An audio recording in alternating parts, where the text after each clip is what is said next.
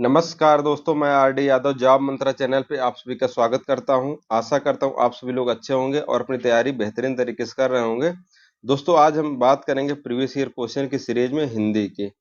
और लगभग सभी मेजर जो सब्जेक्ट हैं वो सब प्रीवियस ईयर क्वेश्चन हो चुके हैं, उन सबको आप देख लीजिए।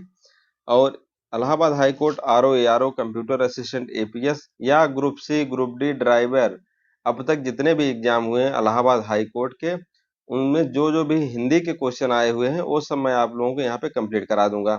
एक तो आपको पूरा टॉपिक वाइज कराऊंगा, तो आपको एक आइडिया मिल जाएगा कि हाई कोर्ट में क्वेश्चन कैसे आते हैं। हिंदी का क्वेश्चन अगर बात की जाए आरओ आरओ में तो 10 क्वेश्चन आता है, 10 क्वेश्चन आरओ आरओ में। और वहीं बात की जाए पीएस एपीएस में तो 7 से 8 क्वेश्चन, 6 क्वेश्चन ऐसे मान लीजिए आप पीएस एपीएस में आता है। ओवरऑल आप 10 का एवरेज लेके चलना। और इसमें पूरा पीवाईक्यू आपका कंप्लीट करा दूंगा, टॉपिक वाइज करा दूंगा। बहुत ज़्यादा आपको इसमें एक्स्ट्रा करने की जरूरत नहीं रहेगा, क्योंकि इसमें जो डिस्ट्रिक्ट कोर्ट के जो एग्जाम हुए हैं, चाहे ग्रुप सी ग्रुप डी का, ड्राइवर का, स्टेनो का, सब करा दूंगा, कंप्लीट हो जाएगा। उससे आपको आइडिया लग जाएगा कैसे कैसे क्वेश्चन आते हैं। बस उन्हीं क्वेश्चन को भी आप पढ़ लेंगे तब भी आपका काम हो जाएगा। थोड़ा बहुत ग्रामर पढ़ लेंगे, या तो फिर मैं ग्रामर वगैरह थोड़ा बहुत करा ही दूंगा यूट्यूब चैनल पे। हिंदी के लिए बहुत ज़्यादा, मतलब मेरे कहने का मतलब है, परेशान नहीं होना है। जो जो मेजर सब्जेक्ट है उसको करते रहिए। ऐसा नहीं कोई हिंदी की हरदेव बहारी या कोई और नालंदा की बुक लेकर के आप पढ़ने लग जाएं, तो इतना हिंदी में पढ़ना नहीं होता। बहुत लिमिटेड टॉपिक है। सिलेबस ऑलरेडी मैं डिस्कस कर चुका हूँ, हिंदी, इंग्लिश और रीजनिंग और मैथ का। आगे और सिलेबस काफ़ी एनालिसिस कर रहा हूँ, जो टॉपिक वाइज डिस्कस करेंगे कि कौन कौन से टॉपिक में कितने क्वेश्चन अब तक आ चुके हैं। ऐसा मैं शेड्यूल बना रहा हूँ, वो एनालिसिस चल रहा है। बहुत जल्दी ही उसका वीडियो आ जाएगा 1-2 दिन में। उसमें टॉपिक वाइज एक एक टॉपिक से कितने कैसे क्वेश्चन आए हुए हैं अब तक, वो सब भी पूरा डिटेल आप लोगों को शेयर कर देंगे। उससे भी पढ़ने में आसानी हो जाएगी। तो बात आज हम हिंदी की करेंगे, तो हिंदी के लिए बहुत ज़्यादा पेन लेने की जरूरत नहीं है। आराम आराम से करते रहिए, क्वेश्चन प्रैक्टिस कीजिए।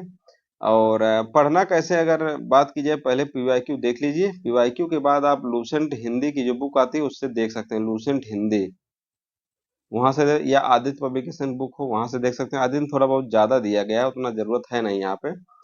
आप किस इन दोनों में से कोई एक ले सकते हैं। आदित्य जनरली सबके पास होती है, तो उसी बुक से भी आप कवर कर सकते हैं। बाकी जो लास्ट, ये सब टॉपिक ऐसे हैं कि ये सब लास्ट टाइम ही कवर किए जा सकते हैं। इन सब का वीडियो मैं डाल दूंगा यूट्यूब पे। और बाकी इसका पीडीएफ वहाँ मिल जाएगा आपका, पीडीएफ मिल जाएगा आपके जॉब मंत्रा टेलीग्राम चैनल पे। तो पीडीएफ डाउनलोड कर लेना, वहाँ से देख लेना आप लोग। तो स्टार्ट करते हैं। पहला क्वेश्चन है, ये ग्रुप डी के एग्जाम में आया हुआ है, तो पहले ही बता चुका हूँ, ग्रुप डी हो, ग्रुप सी हो, आरओ एआरओ पीएसएफ की सभी का क्वेश्चन लिया गया है। तो वर्णमाला पहला सेक्शन है। वर्णमाला में कौन कौन से क्वेश्चन आए हुए हैं। तो ट वर्ग में कौन सा व्यंजन नहीं आता है। तो ट वर्ग में कौन कौन से व्यंजन आते हैं, ट, ठ, ड, ढ, अड़ा। तो ना नहीं आता इसमें। ये ना किस में आता है, त वर्ग में आता है। क वर्ग, प वर्ग, च वर्ग, त वर्ग, ये सब सिंपल क्वेश्चन है। थोड़ा सा आप ग्रामर रूल देखेंगे तो आप क्लियर हो जाएगा। निम्नलिखित विकल्पों में ह्रस्व स्वरों की पहचान कीजिए। ह्रस्व स्वर कौन कौन से होते हैं अगर आप देखेंगे, ह्रस्व स्वर, ये सब ऐसे ही सिंपल क्वेश्चन आते हैं। ड्राइवर में आया हुआ है, अ, ई। हिंदी जो पढ़े होंगे उन सबको पता होगा, उ, रे। और दीर्घ स्वर होते हैं, संयुक्त स्वर होते हैं। दीर्घ स्वर में क्या क्या आते हैं, आ, बड़ी की मात्रा लग जाता है, ई, उ। संयुक्त स्वर, संयुक्त स्वर में क्या क्या आ जाएंगे, ए, ऐ, ओ, औ। ये हो गया। तो इसमें कौन सा आंसर सही हो जाएगा, अ और ई सही होगा। च का उच्चारण स्थान कहाँ होगा।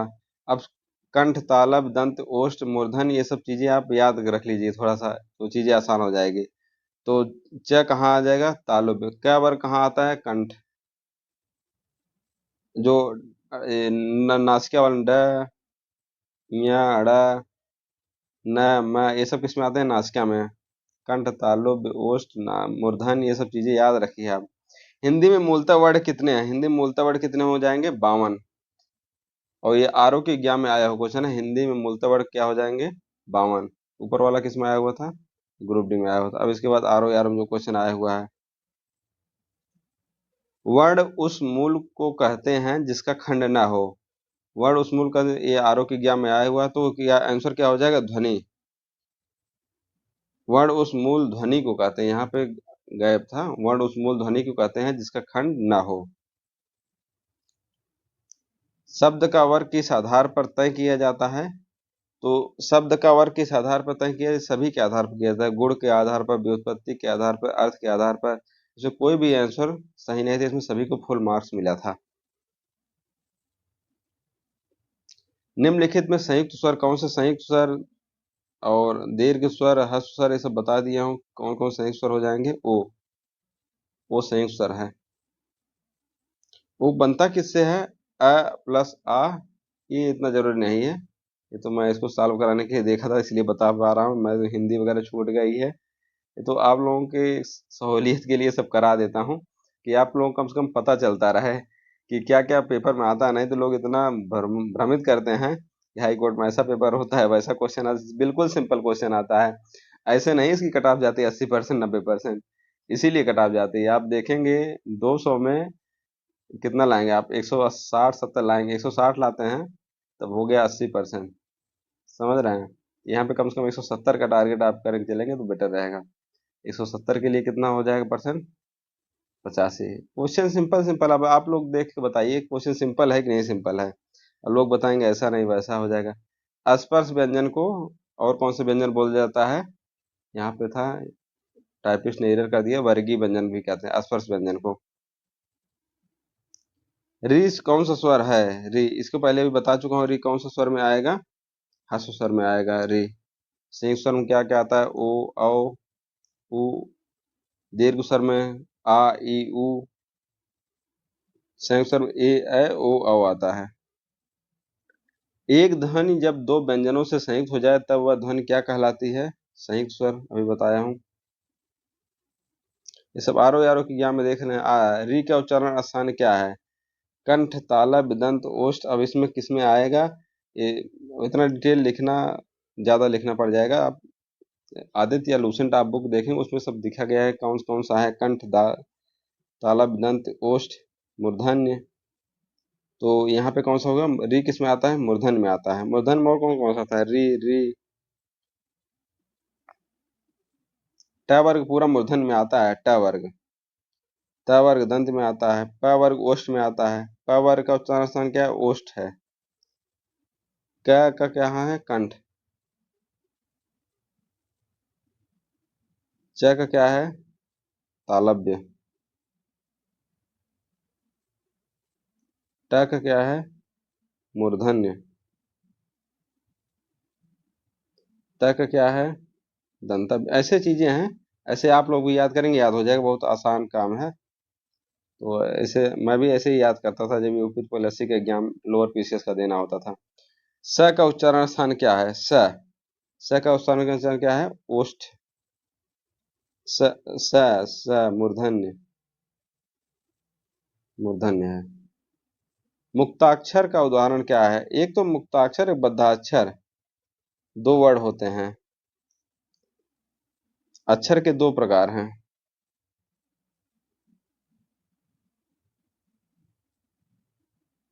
एक होता है बद्धाक्षर, एक होता है मुक्ताक्षर। जिसकी अंतिम ध्वनि व्यंजन हो, जिसकी अंतिम ध्वनि में, जैसे आप, नाम, इसमें अंतिम ध्वनि व्यंजन है। इसमें जो, गो, खा, ये सब क्या है? मुक्ताक्षर हैं। तो इसमें कौन सा हो जाएगा मुक्ताक्षर? कौन सा होगा मुक्ताक्षर? गा हो जाएगा मुक्ता। इसमें अंतिम ध्वनि क्या है? स्वर है। जिसमें अंतिम ध्वनि व्यंजन हो जाएगा वो क्या होगा? बद्धाक्षर। स का उच्चारण स्थान क्या है? स, मूर्धन्य। ट वर्ग का उच्चारण स्थान क्या है? ट वर्ग का क्या हो जाएगा? मूर्धन्य।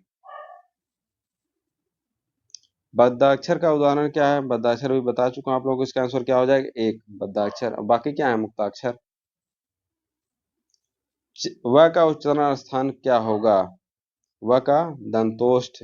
दंतोष्ठ में कौन कौन से आते हैं? व। कंठ तालव्य में कौन कौन से आते हैं? ए, ऐ। कंठोष्ठ में कौन कौन से आते हैं? ओ, औ। मूर्धन्य बचा चुका हूं, ट वाला पूरा आ जाएगा। और स और रे, ये कौन है, मूर्धन्य में आ गए। विसर्ग का उच्चारण स्थान कहाँ होता है? विसर्ग का, ये भी इंपॉर्टेंट क्वेश्चन है। विसर्ग का उच्चारण स्थान कहाँ होता है? कंठ। कंठ में ही क्या आ जाता है? आ है। दंतोष्ठ में क्या आता है? व। कुछ अलग यूनिक वाले भी हैं। कंठोष्ठ बता चुका हूँ, ओ औ आता है। हिंदी में हिंदी में व्यंजन वर्णों की संख्या कितनी है? व्यंजन वर्णों की संख्या कितनी है? 33।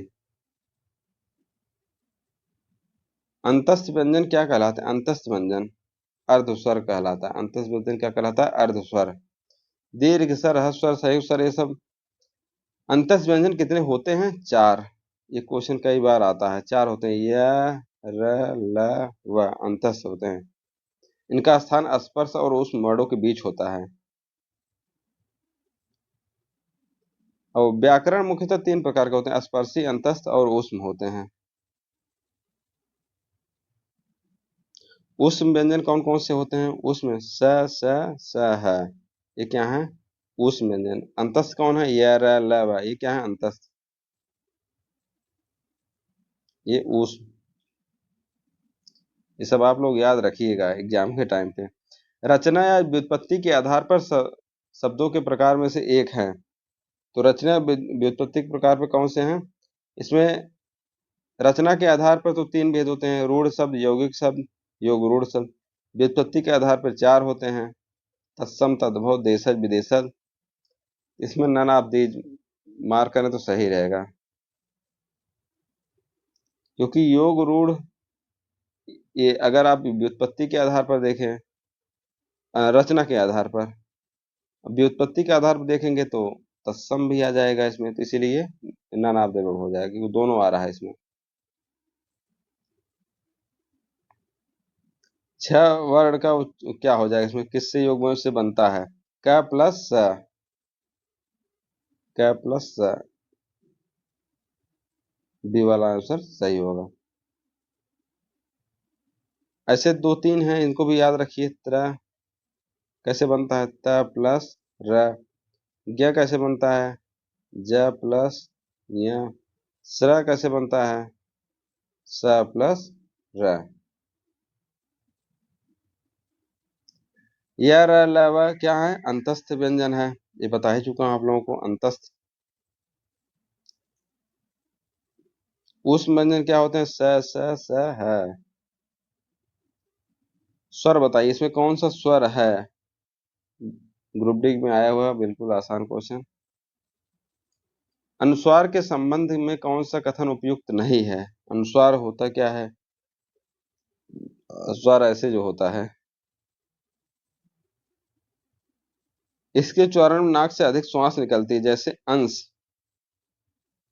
अंश, पंच, अंग। स्वयं में एक बार नहीं, ये वाला सही होगा। इसका उच्चारण अंग, ड, न के, म के समान होता है।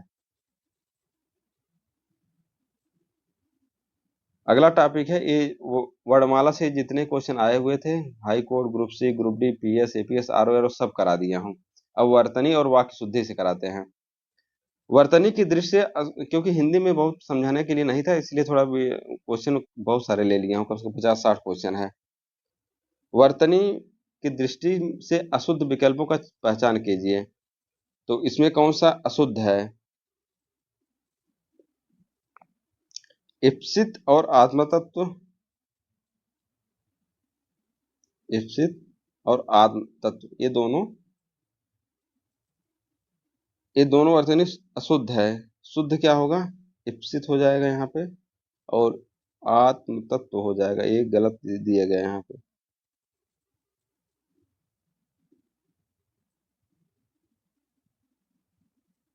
आत्म तत्व, ए और आंसर क्या हो जाएगा इसका? बी और डी। सही वर्तनी का चयन कीजिए। क्लेश, क्लेश, क्लेश, क्लेश कौन सा सही होगा? आप लोग बताइए कमेंट करके, कौन सा सही होगा? ए वाला सही होगा। बहुत क्लेश चल रहा है आजकल। क्लेश। अशुद्ध वाक्य का चयन कीजिए। आप पढ़ने पर ध्यान दीजिए। कई रेलवे कर्मचारियों की गिरफ्तारी हुई। भोजन के पश्चात कई गिलास पानी पिया। रेल के कई डिब्बों में अनारक्षित जगहों पर यात्री हैं। सही क्या होगा? कई रेलवे के कर्मचारियों की गिरफ्तारी हुई। रेलवे के कई कर्मचारियों की गिरफ्तारी हुई। अशुद्ध वाक्य क्या हो जाएगा? शुद्ध क्या हो जाएगा इसका? रेलवे के कई कर्मचारियों की गिरफ्तारी हुई। बी वाला, रेलवे के कई कर्मचारियों की गिरफ्तारी हुई। यहाँ पे कई आ जाएगा। टाइम कितना हो गया? टाइम हो रहा है 12:25। बहुत लेट वीडियो ही बनाना स्टार्ट किए। वर्तनी की शुद्धि के आधार पर सही विकल्प कौन सा है? सन्यासी। सन्यासी वाला क्वेश्चन हमेशा आता रहता है, यूपी त्रिपल में कई बार आ चुका है सन्यासी।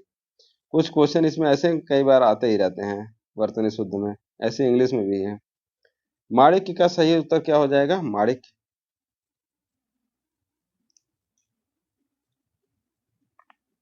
शुद्ध वर्तनी कौन सी कार्यक्रम होता है? गलत है। एक गृहस्थ होता है, गृहस्थ लिखा है। निरस्ता सही है। प्राप्ति नहीं तो प्राप्ति होता है। मेरे को अपने मामा के घर जानी है, वाक्य शुद्ध होगा। मेरे को अपने मामा के घर जानी है। मुझे अपने मामा के घर जाना है। मुझे अपने मामा के घर जाना है, ये सही होगा। सही वाक्य चुनिए। मैं गाने का अभ्यास कर रहा हूँ। मोहन की माता जी जा रहा है। गलत हो, हमें चरखा काटना चाहिए। इसमें शुद्ध सही वाक्य कौन सा है? मैं गाने का अभ्यास कर रहा हूँ, ये सही है। और बाकी क्या है? मोहन की माता जी जा रही हैं, हमें चरख गलत है। खरगोश को काट कर गाजर खिलाओ भी गलत है। सिंपल है तो। शुद्ध वाक्य सांस्कृतिक हस्ताक्षर, हस्तक्षेप, हास्यास्पद। जो सही शब्द कौन सा होगा? हस्ताक्षर। हस्तक्षेप होता है, सांस्कृतिक होता है, हास्यास्पद होता है, हास्यप्रद कह सकते हैं। इसमें क्या क्रम सही होगा? ये तो इंग्लिश में जैसे PQRS आता है वैसे ही है। ये सही क्रम कौन सा हो जाएगा इसमें?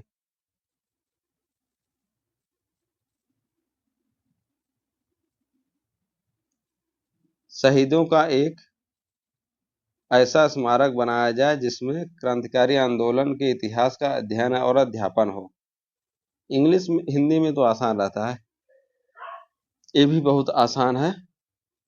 सी वाला हो जाएगा। ई बदलू यही कार्य सदा ही एक मचिए पर बैठ करके किया करता था जो बहुत पुरानी थी।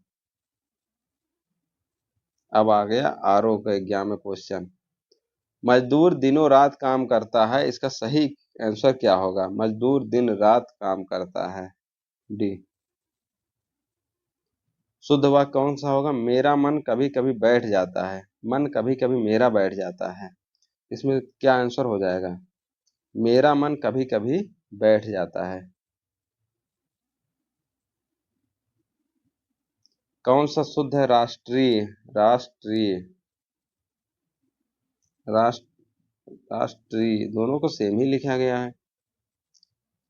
ये भी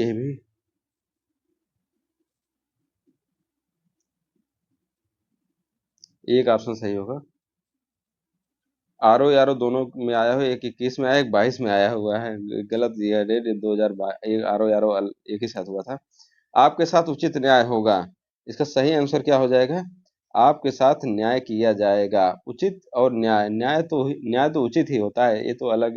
इंग्लिश में इसको सुपर फ्लाज बोलते थे। निम्नलिखित में कौन सा शुद्ध रूप है? कौन सा शुद्ध रूप है इसमें? कृषांगी।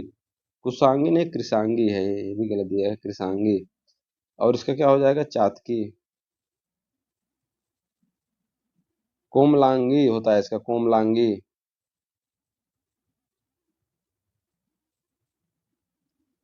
प्रेयसी होता है। कौन सा शुद्ध रूप है? लालायित होगा। लालायित होता है, लालायित। पौर्विक। पौर्विक क्या है? शुद्ध है। लब्ध प्रतिष्ठ। लब्ध प्रतिष्ठ होगा। दायित्व होगा।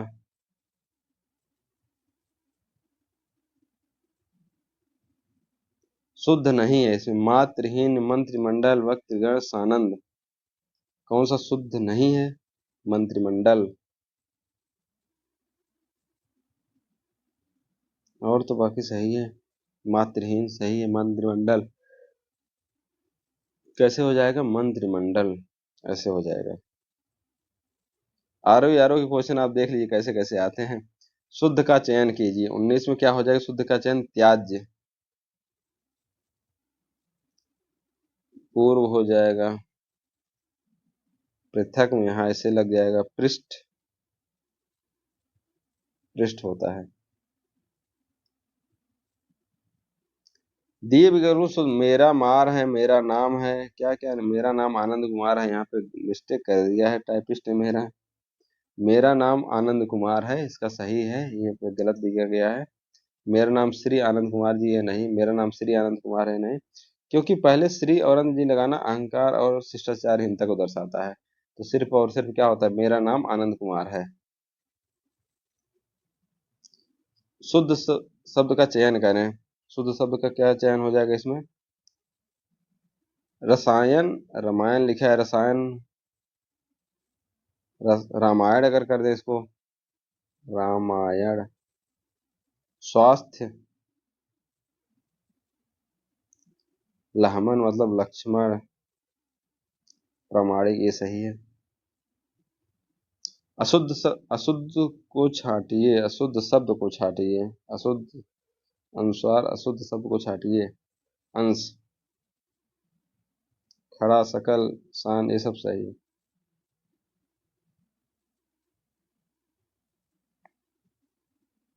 इसमें क्या क्या शुद्ध है? विच्छेद। निरपेक्ष पूरा निरपेक्ष।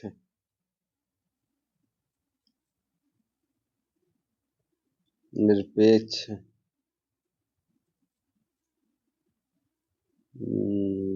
निरपेक्ष होगा निरपेक्ष।